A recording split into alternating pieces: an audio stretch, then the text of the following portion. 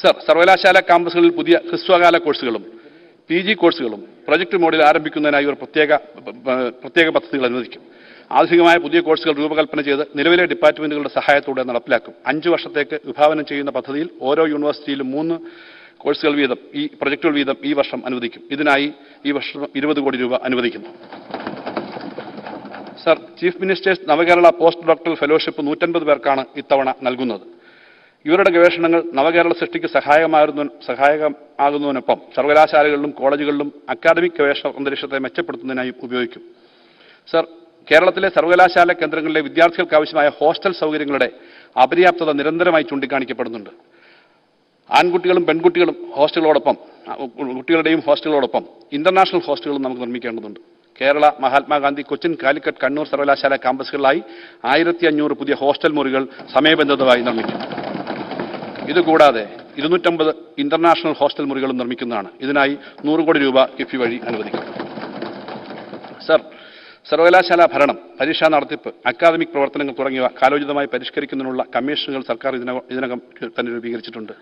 Commission റിപ്പോർട്ടുകളുടെ അടിസ്ഥാനത്തിൽ ക്രിയാത്മക നടപടികൾ സ്വീകരിക്കും. സർ, എഞ്ചിനീയറിംഗ് കോളേജുകൾ, പോളിടെക്നിക്കുകൾ, ITIകൾ, ആർട്സ് ആൻഡ് സയൻസ് കോളേജുകൾ എന്നിവയോട് ചേർന്ന് ആധുനിക സാങ്കേതിക സൗകര്യങ്ങളുള്ള ചെറിയ വ്യവസായ യൂണിറ്റുകൾ, സ്റ്റാർട്ടപ്പുകൾ എന്നിവ സജ്ജീകരിക്കാൻ കഴിയും. ഇതുവഴി വിദ്യാർത്ഥികൾക്ക് പഠനത്തോടൊപ്പം സാമ്പത്തിക ഉൽപ്പാദന പ്രക്രിയയിൽ പങ്കാളികളാവാനും പരിശീലനം നേടാനും വരുമാനം ഉണ്ടാക്കാനും കഴിയും. പൂർവ്വ വിദ്യാർത്ഥികൾ ഉൾപ്പെടെ അഭ്യസ്തവിദ്യരായ ആളുകളെ ഈ സംരംഭങ്ങളുമായി ബന്ധപ്പെടുത്തുകയും ചെയ്യാം. ലോകത്തെ പല വിദ്യാഭ്യാസ സ്ഥാപനങ്ങളിലും സമാനമായ തൊഴിൽ സംരംഭക കേന്ദ്രങ്ങളുണ്ട്. കേരളത്തിലെ 14 ജില്ലകളിലും ഇത്തരത്തിലുള്ള കേന്ദ്രങ്ങൾ തുടങ്ങാനുള്ള പൈലറ്റ് പദ്ധതി പ്രഖ്യാപിക്കുന്നു. ഇതിനായി 25 കോടി രൂപ പകിർത്തുന്നു. വിജ്ഞാന സമ്പദ്ഘടനയും നൈപുണ്യ വികസനവും. സർ, നോളജ് ഇക്കോണമി മേഖലയിൽ 20 ലക്ഷം തൊഴിലവസരങ്ങൾ നൽകുന്നതിനായി സർക്കാർ നോളജ് ഇക്കോണമി മിഷൻ ആരംഭിച്ചിരുന്നു. സംസ്ഥാനത്ത് ശക്തമായ സ്കിൽ ഇൻഫ്രാസ്ട്രക്ചർ ഇക്കോസിസ്റ്റം സ്ഥാപിക്കുക എന്നതാണ് മിഷന്റെ ലക്ഷ്യം. മിഷന്റെ നേതൃത്വത്തിൽ കേരളത്തിലെ എല്ലാ ജില്ലകളിലും ഘട്ടം ഘട്ടമായി സർക്കാർ ജില്ലാ സ്കിൽ പാർക്കുകൾ സ്ഥാപിക്കും. ഈ പാർക്കുകളിൽ 5 എണ്ണം ICT അക്കാദമി ഓഫ് കേരളയുടെയും 5 എണ്ണം അസാപ് കമ്പനി ലിമിറ്റഡിന്റെയും ബാക്കിയുള്ളവ കെയ്സിന്റെയും ചുമതലയിലായിരിക്കും. ICT അക്കാദമി ITS കോഴ്സുകൾ ശ്രദ്ധ കേന്ദ്രീകരിക്കുമ്പോൾ അസാപ്പും കെയ്സും അവരുടെ വൈദഗ്ധ്യ പ്രവർത്തന മേഖലകളിൽ ശ്രദ്ധ കേന്ദ്രീകരിക്കും. സർ, അടിസ്ഥാന സൗകര്യ വികസന പദ്ധതികൾക്ക് ഭൂമി ഏറ്റെടുക്കുന്നതിനായി കിഫ്ബിയിൽ നീക്കിവെച്ചിട്ടുള്ള തുക ഉപയോഗിച്ച് ഓരോ പാർക്കിനും ആവശ്യമായ 10 മുതൽ 15 ഏക്കർ വരെ ഭൂമി ഏറ്റെടുക്കും. സ്കിൽ പാർക്കിലെ ആകെ സ്ഥല സൗകര്യത്തിന്റെ 50% വൈദഗ്ധ്യം തെളിയിച്ച പ്രമുഖ സ്ഥാപനങ്ങൾക്കായി മാറ്റിവെക്കും. പരിചയസമ്പന്നരായ സംരംഭകർക്ക് പ്രവർത്തന സൗകര്യങ്ങൾ നൽകുക എന്നതാണ് ഇതിലൂടെ ലക്ഷ്യമിടുന്നത്. സർ, ഭാവി സംരംഭകർക്ക് യൂണിറ്റുകൾ സ്ഥാപിക്കുന്നതിന് ആദ്യ 5 വർഷത്തേക്ക് സബ്സിഡിയും മറ്റ് സൗകര്യങ്ങളും നൽകും. യൂണിറ്റുകളുടെ പ്രവർത്തന സ്ഥിരത നിലനിർത്തുവാൻ ഇത് സഹായിക്കും.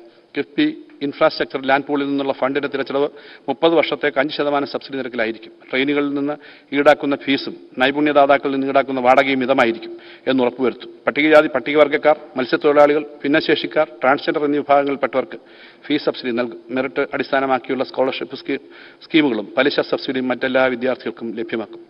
സർ, ഡിസ്ട്രിക്ട് സ്കിൽ പാർക്കുകൾക്കായി കിഫ്ബി വഴി 350 കോടി രൂപ വകയിരുത്തുന്നു. വിദ്യാഭ്യാസ സ്ഥാപനങ്ങളിലെ സ്കിൽ കോഴ്സുകൾ. സർ, സംസ്ഥാനത്ത് സ്കിൽ എക്കോസിസ്റ്റം വിപുലപ്പെടുത്തുന്ന ഇതിന്റെ ഭാഗമായി ആർട്സ് ആൻഡ് സയൻസ് കോളേജുകൾ, പ്രൊഫഷണൽ കോളേജുകൾ, പോളിടെക്നിക്കുകൾ, ITIകൾ എന്നിവയ്ക്ക് സ്കിൽ കോഴ്സുകൾ ഏറ്റെടുക്കുന്നതിന് സർക്കാർ പ്രോത്സാഹനം നൽകും.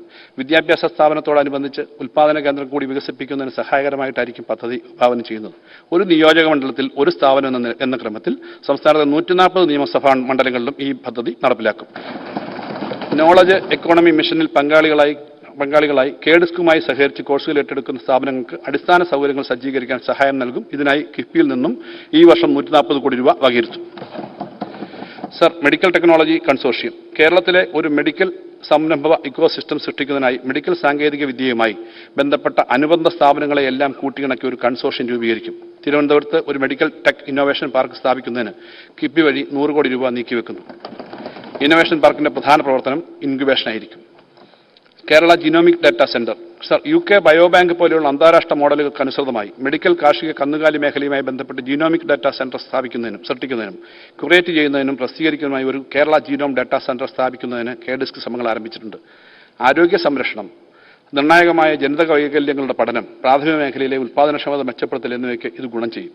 ഗവേഷണ സ്ഥാപനങ്ങൾ, ആശുപത്രികൾ, ബയോടെക് കമ്പനികൾ, ബയോ ഇൻഫർമാറ്റിക്സ് ആൻഡ് ഡയഗ്നോസ്റ്റിക്സ് സ്റ്റാർട്ടപ്പുകൾ എന്നിവയ്ക്ക് നിർണായക അടിത്തറയാവുന്ന തരത്തിൽ വലിയ അളവിൽ ജീനോമിക് ഡാറ്റ സംഭരിക്കാനും സംസ്കരിക്കാനും കഴിവുള്ള ഒരു ഉയർന്ന ശേഷിയുള്ള ഡാറ്റാ സെന്റർ കേരള സർവകലാശാലയുമായി സഹകരിച്ച് സ്ഥാപിക്കും. പദ്ധതിക്ക് 5 വർഷം കൊണ്ട് 500 കോടി രൂപ ചെലവ് പ്രതീക്ഷിക്കുന്നു. അതിന്റെ ആദ്യഘട്ടം എന്ന നിലയിൽ 50 കോടി രൂപ ബജറ്റ് വകയിരുത്തും.